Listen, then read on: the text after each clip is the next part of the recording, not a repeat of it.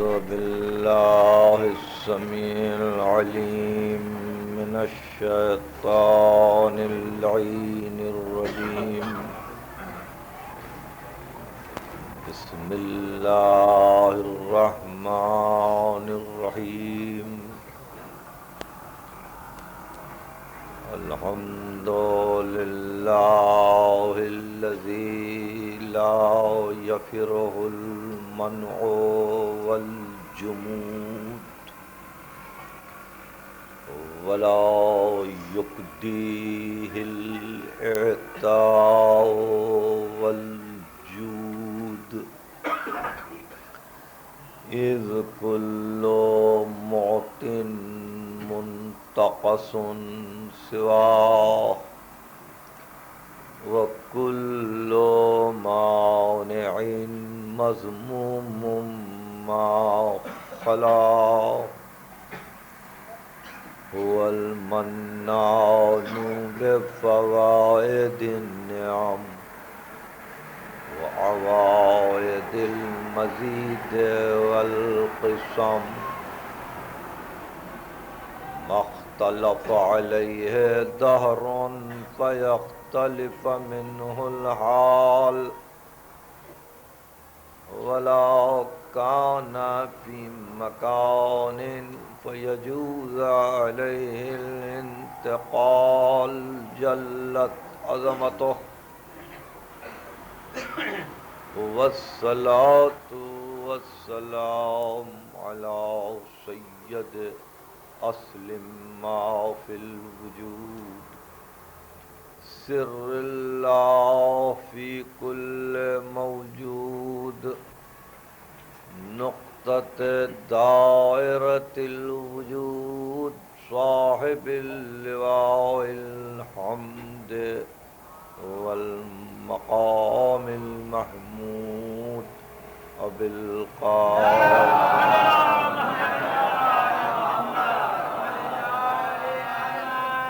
أهل بيته الطيبين الطاهرين المعصومين المظلومين، الذين أذهب الله عنهم الرجس وطهرهم تطهيرا.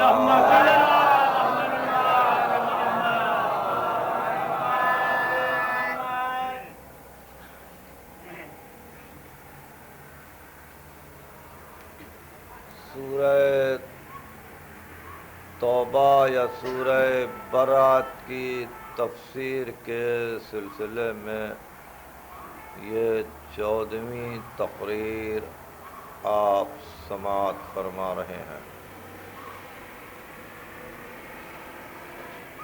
اور سلسلہ کلام نے ہم کو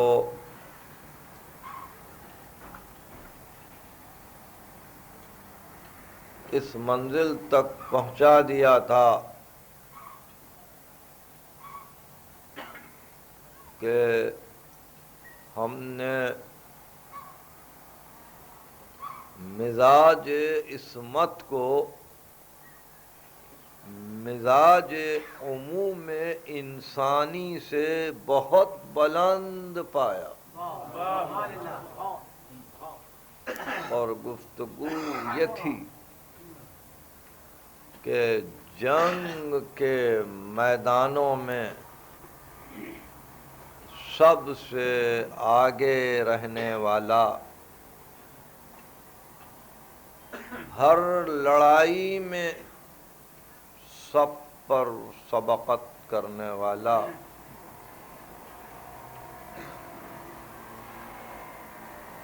اسی سے یہ کام بھی لیا جاتا ہے ہجرت کے موقع پر کہ سب کے آخر میں وہ مکہ چھوڑے تاکہ آنے والا مورخ یہ نہ لکھے کہ پیغمبر اسلام اپنے گھر والوں کو لے کر مکے سے نکل گئے اور اپنے اصحاب کو مکے میں چھوڑ دیا اور دنیا ان پر تنگ ہو گئی اور طرح طرح کے مصائب ان کو اٹھانے پڑے، تو یہ اللہ کا شکر ہے کہ یہ اس معاملے میں ہو یا کسی معاملے میں بھی تاریخ کو یہ موقع نہیں ملا کہ کسی بہانے بھی پیغمبر خدا پر کوئی یہ الزام لگانے کی کوشش کرے کہ آپ کی وجہ سے ہم پر یہ مصیبتیں پڑیں یا آپ کی وجہ سے ہم ان مصائب میں مبتلا ہوئے۔ نہ پیغمبر نے کوئی موقع دیا، نہ کسی میں کہنے کی یہ ہمت تھی کہ وہ نام ختمی مرتبت کا لیتا۔ یہ گفتگو کل تھی اور ارشاد امیر المومنین کا یہ تھا کہ وَكَانَ رَسُولُ اللَّهِ صلی اللہ علیہ وآلہ اذا احمر الباس وأحجم الناس قدم اہل بیتہ ووقع بہم اصحابہ من حر السیوف والاسنہ۔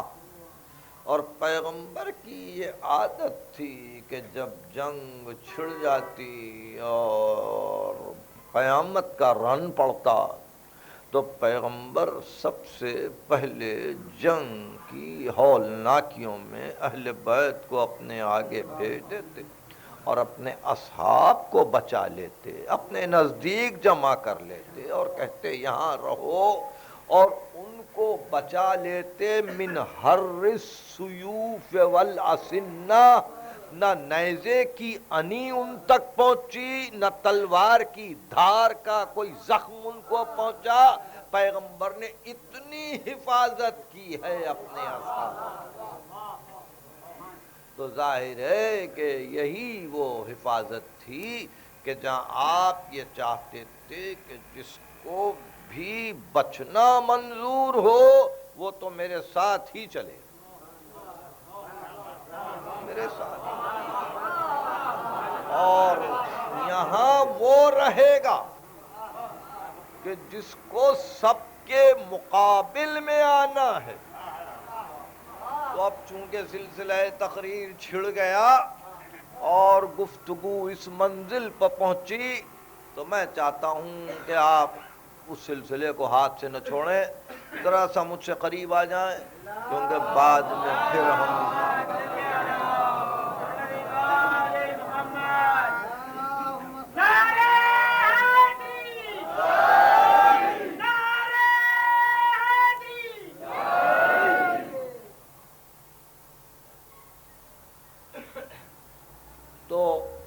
سیوف و اسنہ کی گرمیوں سے، اس کی حدت سے پیغمبر اسلام اپنے دوستوں کو بچا لے جاتے اور اپنے اہل بیت کو آگے بڑھا دیتے۔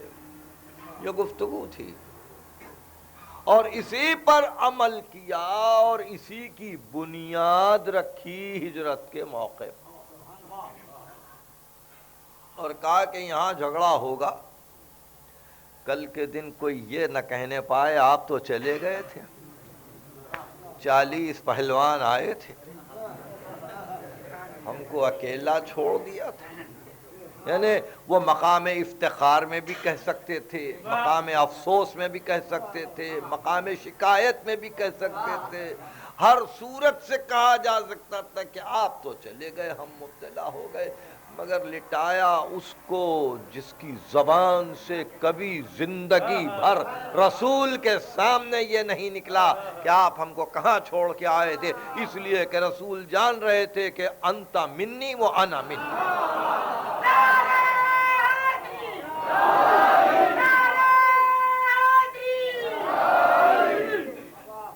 آپ نے دیکھا وہاں تو منیت تھی، شکایت کیا، گلا کیا، ان کا کام ان کا کام ایک تھا، جو مقصد تھا وہ سب کا ایک تھا، بکم فتح اللہ بکم یختم۔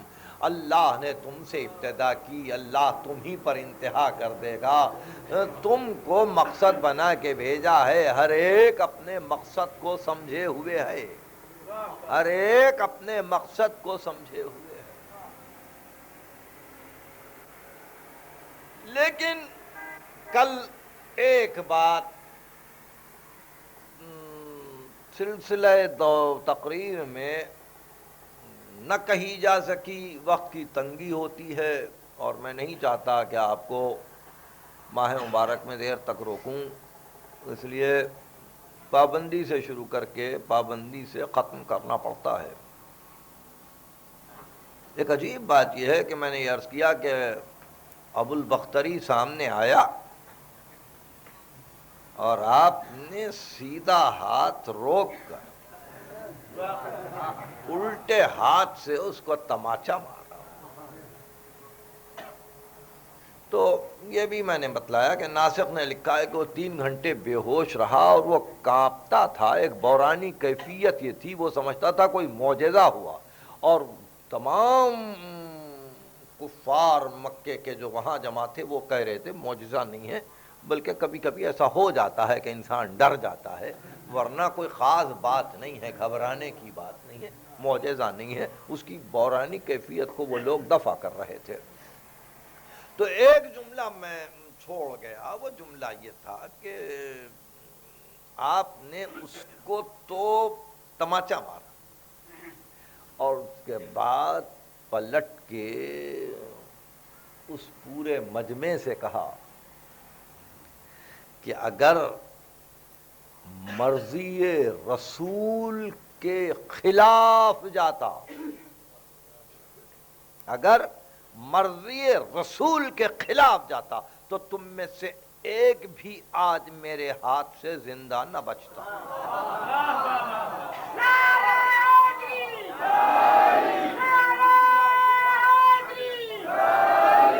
یہ بڑی عجیب گفتگو، اگر مرضی رسول کے خلاف جاتا تو تم میں سے ایک بھی زندہ نہ بچتا، مگر مرضی رسول یہ ہے، دیکھیے مرضی رسول کا اعلان کیا، مرضی رسول یہ ہے کہ رسول جان رہا ہے کہ تم میں سے بہت سو کی اولاد مسلمان ہونے والی ہے، اس لیے مجھے آنے والی نسلوں کا خیال کر کے رکنا ہے، اس لیے تلوار کو روک رہا ہوں۔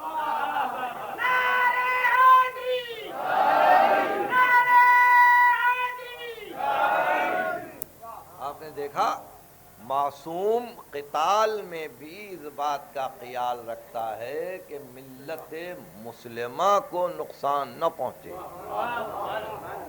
ملت تو ہجرت کی رات آپ نے جب کفار کو اپنے گرد دیکھا اور جب بیدار ہوئے اور ان پر آپ نے تلوار نہیں کھینچی تو واضح بھی کر دیا کہ میں نے تماچا صرف اس لیے مارا ہے کہ یہ جان لے کہ قوت کیا ہے، مگر تم سے کہہ رہا ہوں کہ نبی کی مرضی اگر نہ ہوتی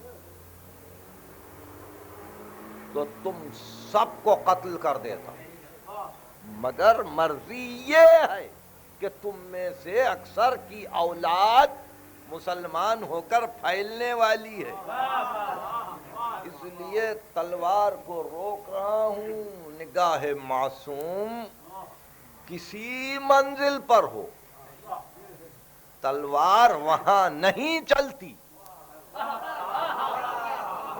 وہاں نہیں چلتی کہ جہاں اس کا یقین ہو کہ اس کے نسل میں کوئی مومن آنے والا ہے، کوئی مسلمان آنے والا ہے۔ صفین کی لڑائی میں مالک اشتر کو ایک خیال گزرا کہ 1000 آدمی میں نے بھی قتل کیے، آج 1000 آدمی میں نے بھی، امیر المومنین نے بھی قتل کیے، تو بے اختیار مڑ کے کہا اکفرت بعد الایمان، ایمان کے بعد کافر ہو رہا ہے؟ مالک تو ردب و یابس کو قتل کر رہا ہے، میں نسلوں کو دیکھ کے قتل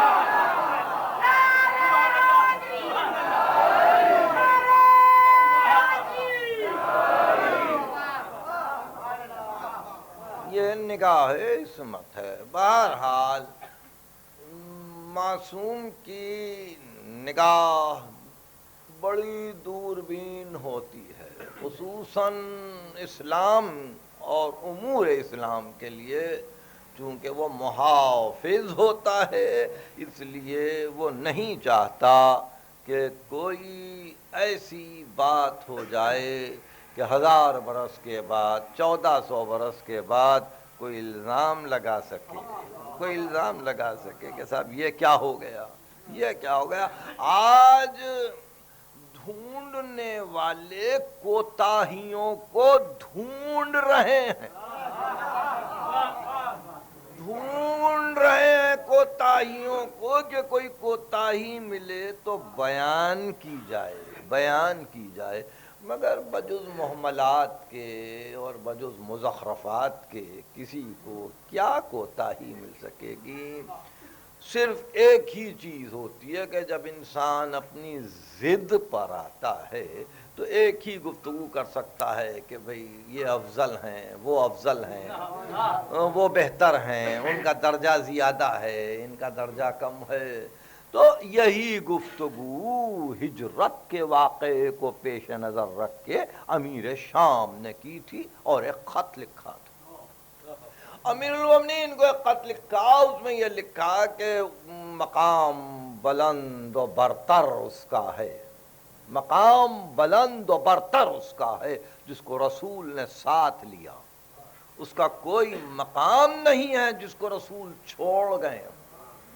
یہ اس نے خط لکھا، اور چونکہ میرے سلسلہ کلام میں یہ گفتگو چھڑ گئی اس لیے جواب سنیے امیر المومنین کا۔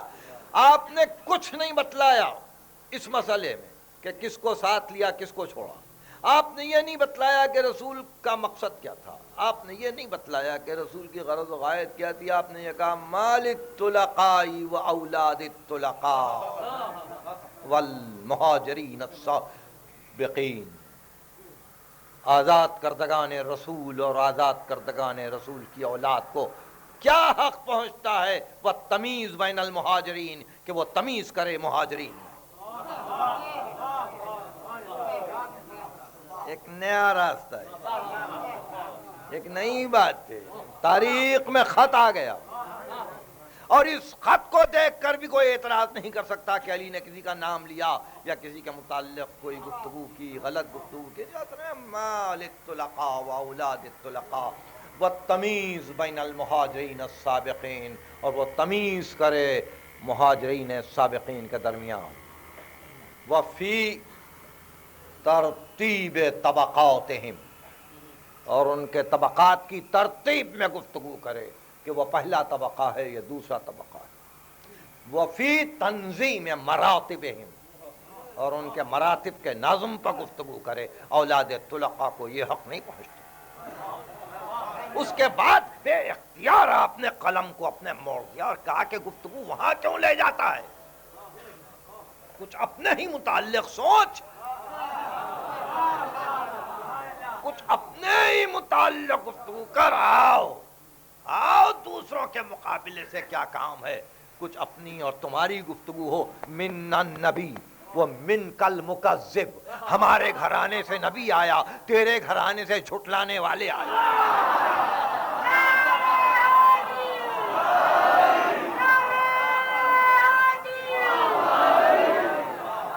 من النبی و من کل مکذب ومنا اسد اللہ ومن کا اسد الاحلاف، ہمارے گھرانے سے اللہ کا شیر آیا، تمہارے گھرانے سے وہ لوگ آئے جو قبائل سے حلف باندھے ہوئے تھے، حلف لیے ہوئے تھے کہ ایک دوسرے کی مدد کرے گا، اور اس بھروسے پر، اس تکیے پر تم لڑنے کے لیے آتے تھے۔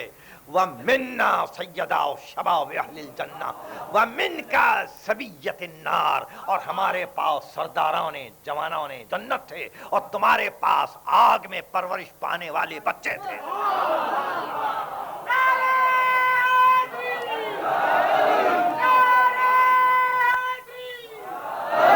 وَمِنَّا سَيِّدَةُ النِّسَاءِ الْعَالَمِينَ وَمِنْكُمْ حَمَّالَةُ الْحَطَبِ، اور ہمارے پاس سیدۃ النساء العالمین تھیں، اور تمہارے پاس حمالۃ الحطب تھیں، وہ کثیر مما لنا وعلیکم، اور اس طرح سے بہت سے ہمارے پاس بھی تھے، بہت سے تمہارے پاس۔ یہ علی کا خاص رنگ ہے، یہ علی کا خاص اسلوب ہے۔ جب کسی مقام پر کسی چیز کو ختم کرنا چاہتے ہیں تو علی ایک جملہ اس طرح سے ادب میں اضافہ کرتے ہیں کہ دل لوٹ جاتا ہے کہ معلوم نہیں اور کتنے باقی رہ گئے۔ وہ کثیر مما لنا وما لکم، اور معلوم نہیں بہت سے ہمارے پاس اور بھی رہ گئے، بہت سے تمہارے پاس اور بھی رہ گئے۔ یہ ان کا کیا ذکر ہے؟ بس ایک جملہ سنیے پھر آپ کی توجہ کو واپس لے جاتا ہوں۔ ارشاد فرمایا لقد ہن القدح ما لیس منہا، یہ ہانڈی آواز کیوں نکال رہی ہے جبکہ اس میں کچھ نہیں ہے؟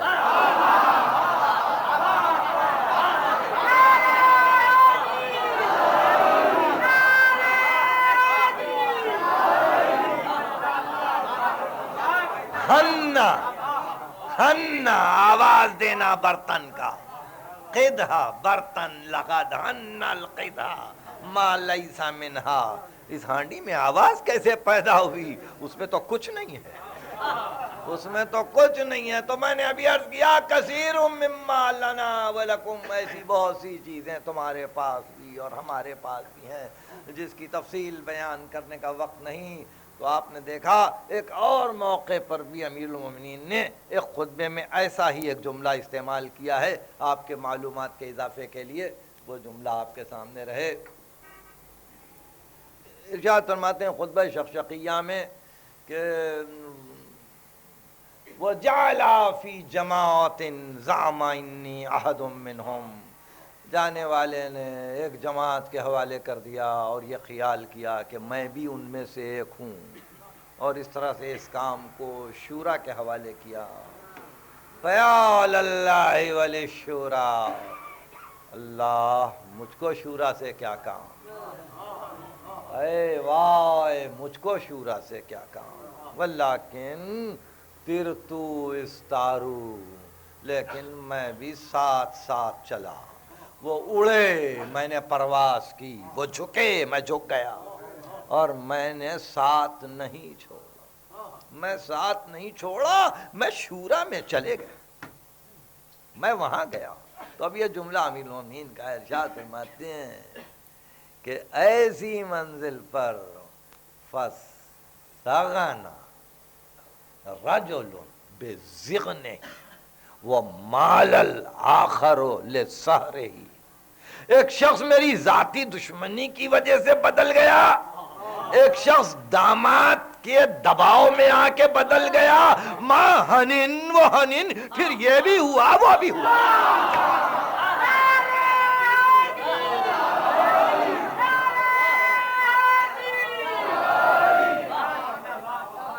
یہ علی کا خاص اسلوب ہے۔ اس پر ابن ابی الحدید نے بہت کافی تفصیل سے گفتگو کی کہ ماں ہنن و ہنن، پھر یہ بھی ہوا اور وہ بھی ہوا، اور اس کے بعد یہ کہ جب اس خط کو آپ نے بھیجا ہے امیر شام کے پاس تو اس خط کو یوں مکمل کیا، یہ مشہور خط ہے نہج البلاغہ میں اور بڑا دلچسپ خط ہے۔ اس کو سید رضی نے اس خط کو لکھتے ہوئے لکھا کہ من احسن المکاتیب، یہ بہترین خط ہے جو علی کے قلم سے لکھا گیا ہے۔ ارشاد فرماتے ہیں کہ یہ ہانڈی آواز کیوں دے رہی ہے جبکہ اس میں کچھ نہیں ہے؟ لقد ہن القدح ما لیس منہا، یہ برتن آواز کیوں کر رہا ہے؟ اس کے بعد ارشاد فرماتے ہیں کہ اگر واقعی تو سننا چاہتا ہے، اگر واقعی تو جاننا چاہتا ہے حقائق کو، معارف کو، تو یہ جان لے اور اس کو محفوظ کر لے کہ ہم نے کبھی کسی کا حق نہیں چھینا، ہم نے کبھی بے راہ روی اختیار نہیں کی، ہم نے کبھی غلط قدم نہیں اٹھائے، اور آج اس خط میں مختلف آدمیوں کی بزرگیوں کا حوالہ دیتے ہوئے تو یہ لکھ رہا ہے، یہ وہی سلسلہ کہ کنت اقاد کما یقاد الجمل المخشوش، کہ مجھے اس طرح سے گھسیٹ کے لے جایا گیا، مجھے اس طرح سے گھسیٹتے ہوئے لے گئے جیسے سرکش اونٹ کو لکڑی باندھ کر اس کی ناک میں کھینچتے ہیں، مجھے لے کر گئے۔ یہ تو نے لکھا ہے، فقط کتبتا، تو نے یہ لکھا کہ اقادو کما یقاد الجمل المخشوش، کہ اس طرح سے مجھے لے گئے۔ اردت ان تضم فمدحت، تو نے ارادہ کیا میری مذمت کا مگر غلطی سے تعریف کر۔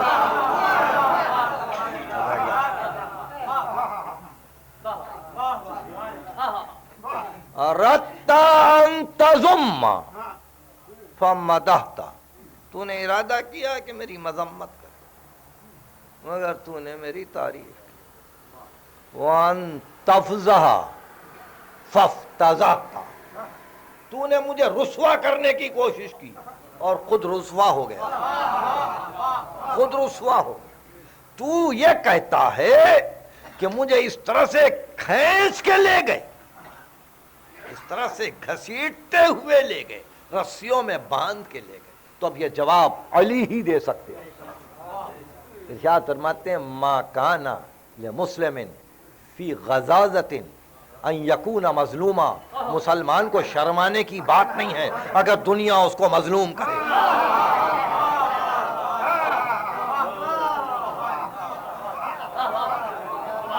مسلمان کے لیے شرم کی کیا بات ہے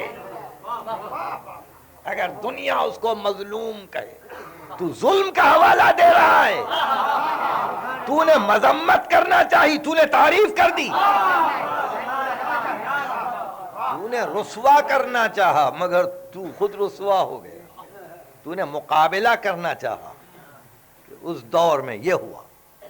ارشاد فرماتے ہیں کہ تو نے یہ خیال کیا کہ میری رسوائی ہوئی نہیں، ما کان لمسلم فی من غزازۃ فی ان یکون مظلوما، مسلمان کے لیے کوئی حجاب نہیں ہے، کوئی شرم کی بات نہیں ہے مظلوم ہونا۔ اور اب اس کے بعد کس حد تک فرماتے ہیں الا ان یکون شاکا فی دینہ او مرتابا بیقینہ، وہ اس وقت تک شرمندہ نہیں ہوتا جب تک کہ دین میں شک نہ کرے، اور یقین کو ریب سے نہ بدل دے۔ اگر مصائب کے پڑھنے کے بعد یقین شک سے بدل گیا اور ریب کی کیفیت پیدا ہوئی تو ارشاد فرماتے ہیں ہاں اب اس کو شرم کرنا چاہیے، اب اس کو، یہاں تو یقین نہیں بدلتا، یہاں تو یقین نہیں بدلتا۔ تو آپ نے محسوس کیا کہ یہ بحث اسی زمانے سے چھڑی ہوئی تھی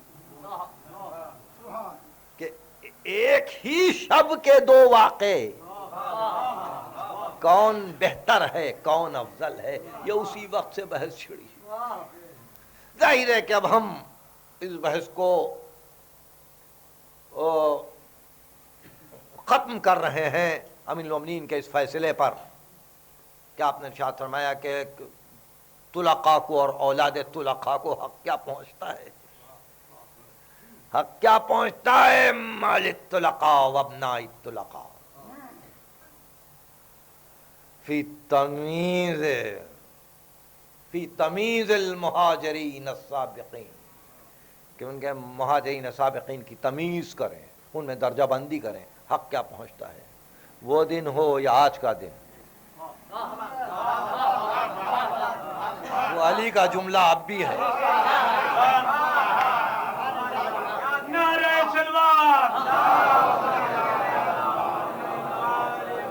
جس کسی نے اس قسم کی کوشش کی اس کو حق نہیں پہنچتا ہے، اس کو حق نہیں پہنچتا، فیصلہ سنا دیا۔ بہرحال یہ گفتگو تھی، آئیے اس حد تک اپنی تقریر کو پہنچا کر اب کچھ اصول پہ گفتگو کریں۔ اصول ابلاغ و تبلیغ و رسالت زمانے خاتم میں نہیں بلکہ بدو آدم سے یہی رہا،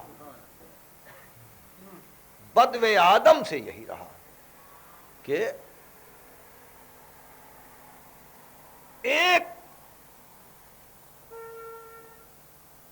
مستقل عرصے کو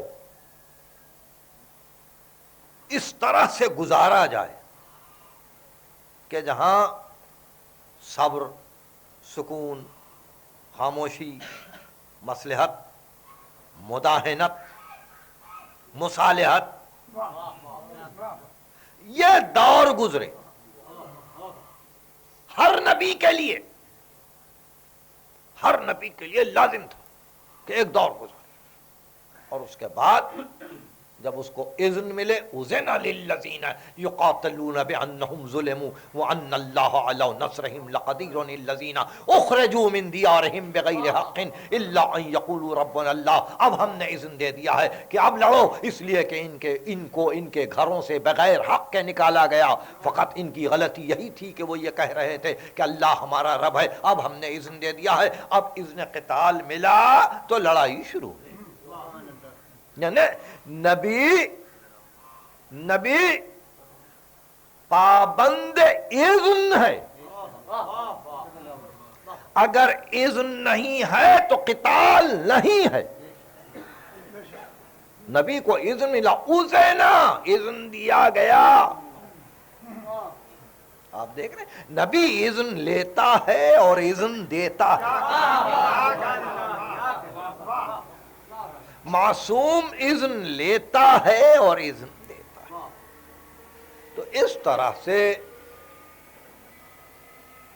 وہ پوری زندگی مکے کی کہ جس کے متعلق اگر غور و فکر سے آپ کام لیں تو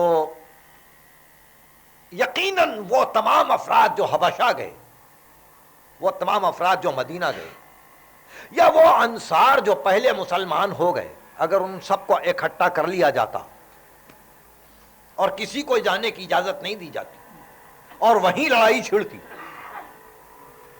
مکے ہی میں لڑائی چھڑتی، تو کیا صورت ہوتی؟ جبکہ ابو طالب تھے،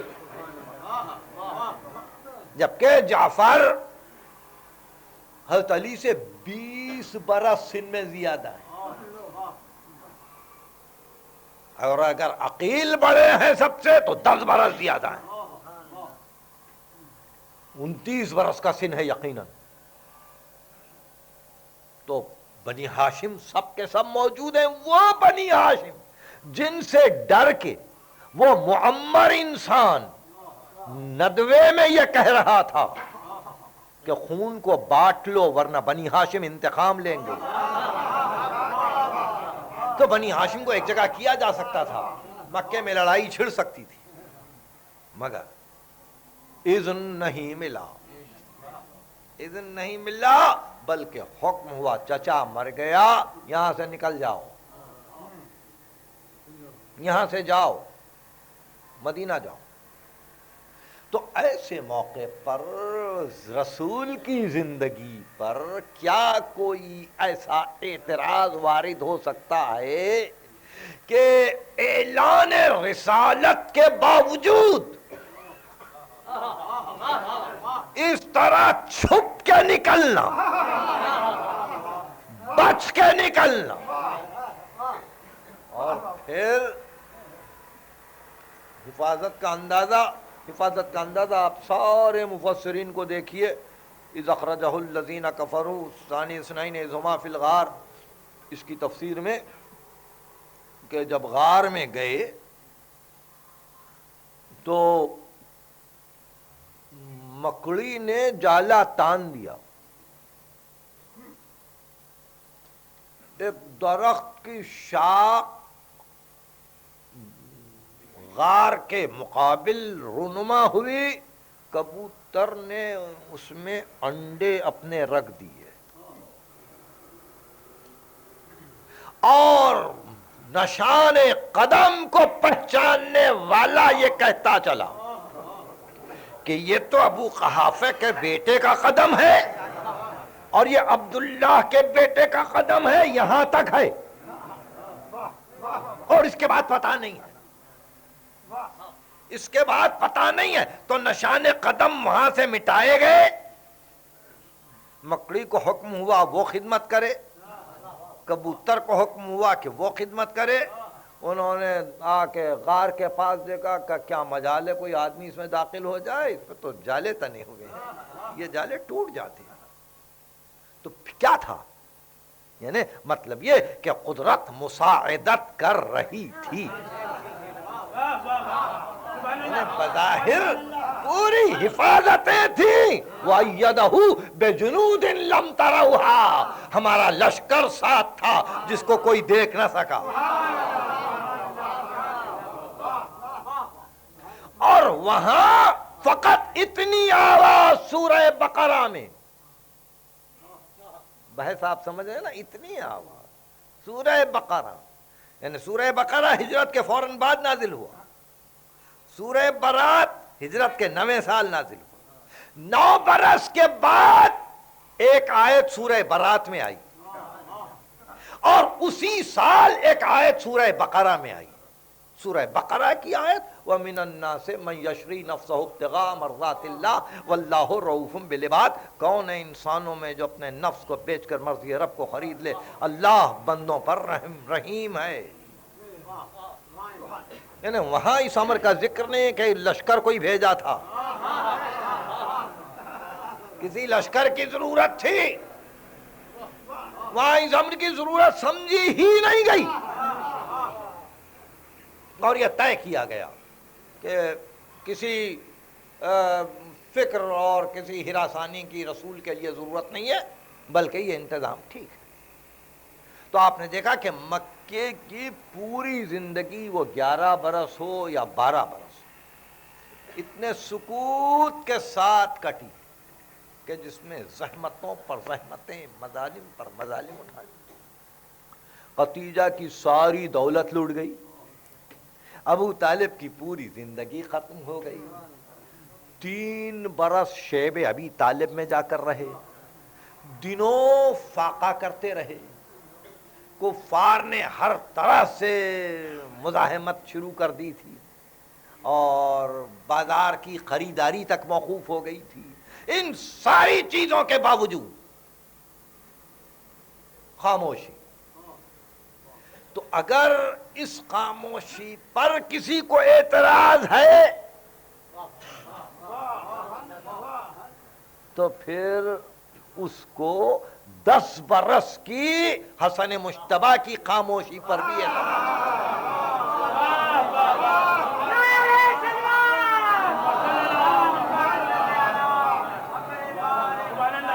11 برس اگر نانا چپ رہے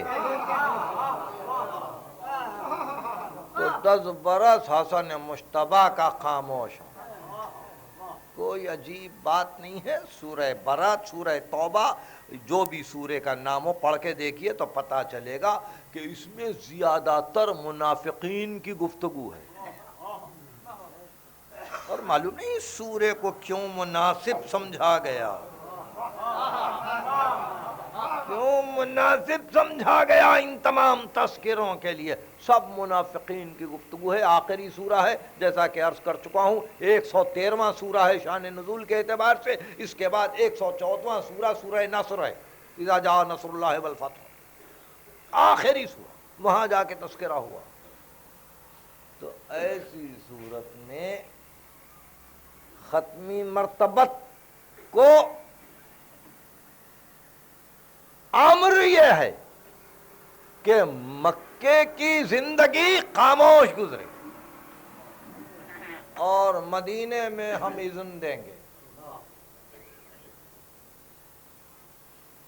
اور جب اذن مل گیا تو آپ نے اپنی مدنی زندگی میں قتال کی اجازت دی. اس کے بعد ختمی مرتبت کے بعد پھر خاموشی، پھر 24 برس. ہے کسی کو مقام اعتراض کہ اب یہ کیوں چپ رہے؟ اب یہ کیوں چپ رہے؟ نہیں، منصب امامت ہے، ابلاغ و تبلیغ کی منزل ہے، جہاں مصلحت دیکھو قائم کرو. اب اجازت نہیں، ورنہ وہ اکیلا جو پورے عرب سے لڑنے کے لیے تیار ہو،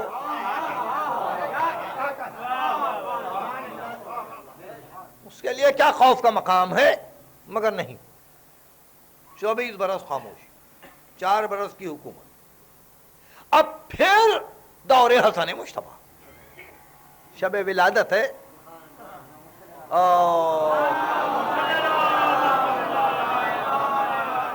رسول کے گھر کی پہلی خوشی ہے.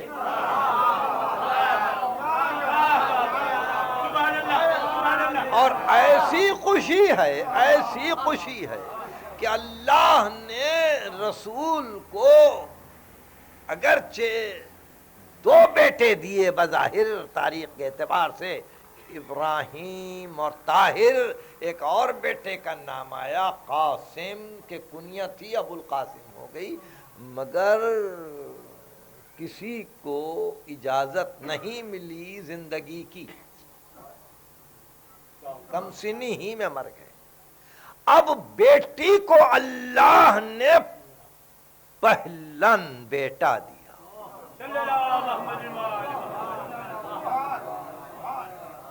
اور اب جو بیٹا ملا تو نگاہ نبوت جان رہی تھی کہ محشر تک نسل جا رہی ہے.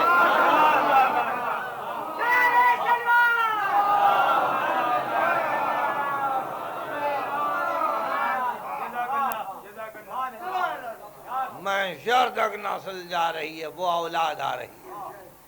تو اس طرح سے یہ پہلی خوشی ہے. رسول بے انتہا مسرور.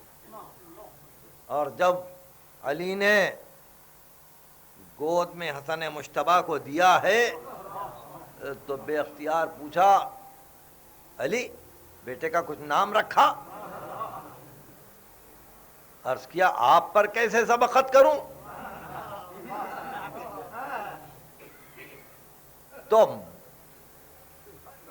سیدہ نے کہا بابا آپ ہی کچھ نام رکھ دیجئے. تو بے اختیار کہا مالک کی مرضی پہ کیسے سبقت کروں؟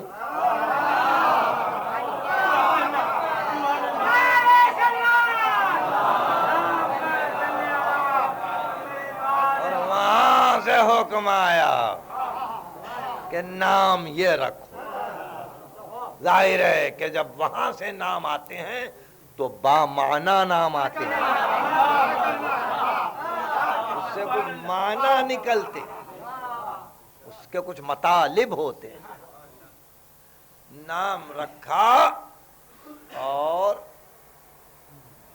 بخاری کی روایت کہ سینے سے لگایا اور کہا تم تو بالکل میری شبیہ ہو، میری تصویر ہو، حسن مجتبیٰ. تو اب نانا کی شبیہ بن کر جب آئے ہیں تو ظاہر ہے کہ ان کو بھی اسی راہ پر چلنا ہے کہ جہاں پورے گھرانے کا مقصد ایک ہو جائے. رسول چپ ہو، علی لڑیں.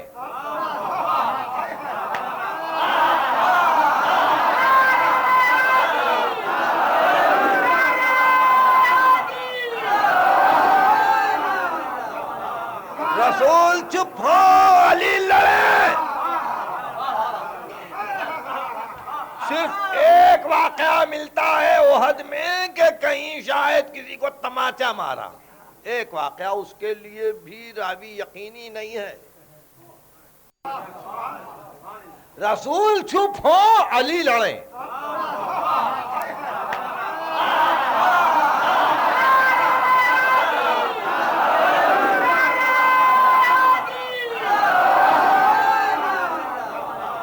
رسول چپ ہو، علی لڑیں۔ صرف ایک واقعہ ملتا ہے احد میں کہ کہیں شاید کسی کو تماچا مارا، ایک واقعہ اس کے لیے بھی راوی یقینی نہیں ہے، رحمت للعالمین ہے۔ تو اب ان دو بھائیوں کی جگہ پھر دو بھائیوں نے لی، تو طے کیا کہ اب ہم چپ رہیں گے، تم لڑو۔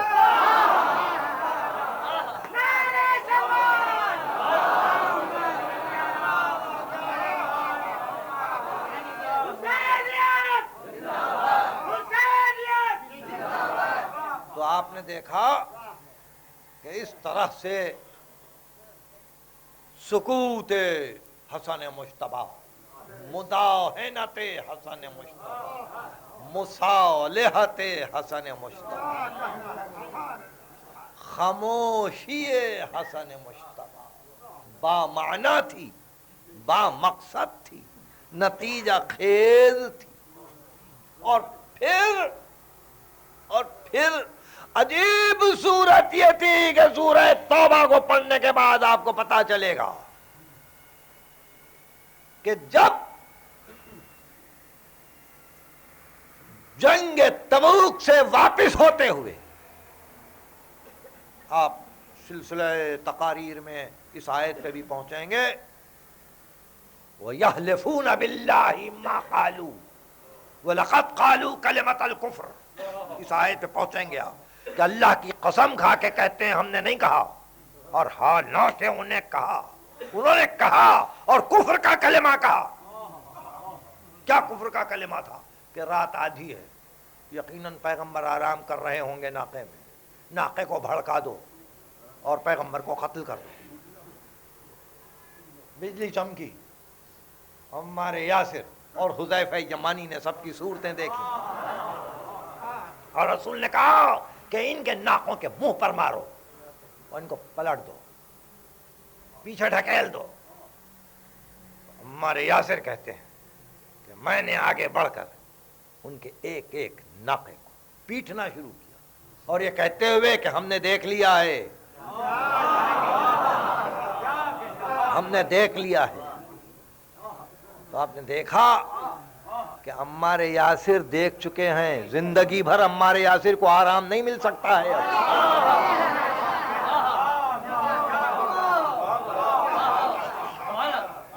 زندگی بھر عمار یاسر کو آرام نہیں مل سکتا ہے، اور اس منزل پر عمار یاسر اور حذیفہ نے عرض کیا اللہ کے رسول قتل کر دیں، قتل کر دیں ان کو۔ اب دنیا یہی کہے گی کہ جب پیغمبر کو اقتدار ملا تھا، جب پیغمبر کو اختیار ملا تھا، تو پیغمبر نے مدینے میں آ کے اپنے اصحاب کو قتل کرنا شروع کیا۔ تاریخ یہ لکھے گی، تاریخ یہ لکھے گی اپنے اصحاب کو، یعنی ان ساری آیتوں کے بعد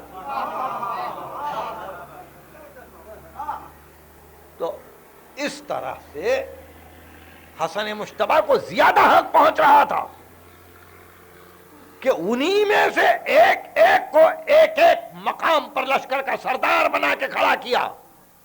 کوئی 5,000 درہم لے کے چلے گیا، کوئی 7,000 درہم لے کے چلے گیا، کوئی 10,000 دینار پہ بک گیا، کوئی کسی زمین پہ بک گیا، کوئی کسی حکومت کے ٹکڑے پہ بک گیا۔ تو اب حسن مجتبی کیا کرتے ہیں جب نفاق کا یہ عالم ہو؟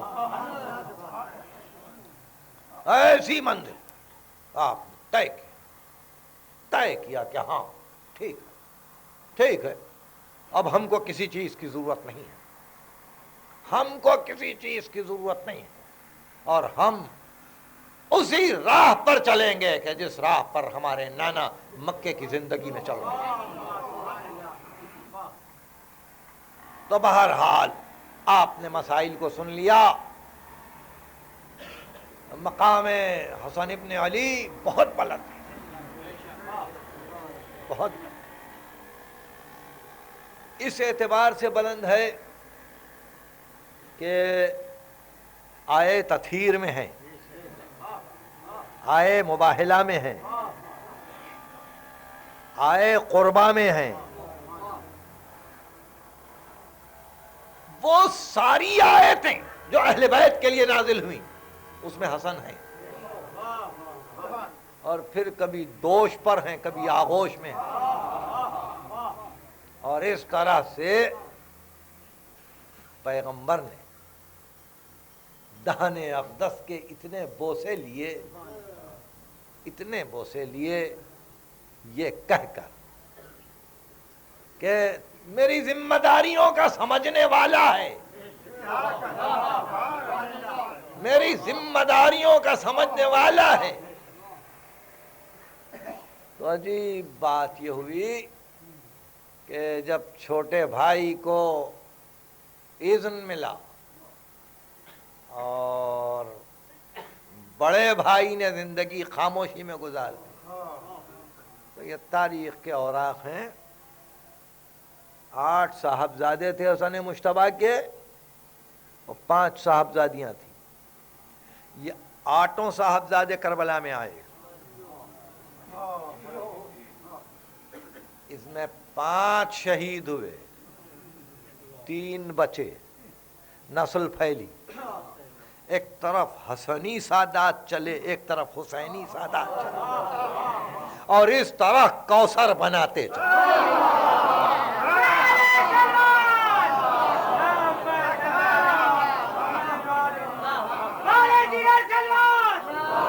جس رسول کو دنیا ابتر کہتی تھی، جس رسول کو دنیا ابتر کہتی تھی کہ اس کی نسل نہیں چلے گی، اس رسول کی اولاد سے آج زمانہ معمور ہے۔ یہودیوں میں کوئی دعویٰ نہیں کرتا کہ موسیٰ کی اولاد باقی ہے، عیسیٰ تو لاولد تھے، اولاد ہی نہیں تھی، شادی نہیں ہوئی تھی۔ تو آپ نے دیکھا نوح کی اولاد کا دعویٰ ہی بیکار ہے، اس لیے کہ وہ آدم ثانی ہے، طوفان کے بعد سے ان کو اپنی نسل کو پھیلانا ہے۔ اب لے دے کے رہ گئی فقط آل ابراہیم،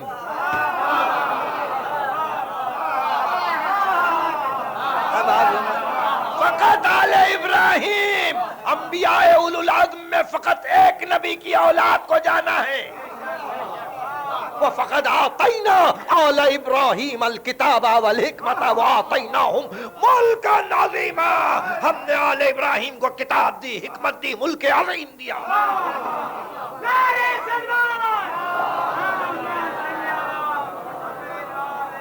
کتاب قرآن ہے، حکمت ان کی بصیرت ہے، ملک عظیم ہمارے دلوں میں ان کی محبت ہے۔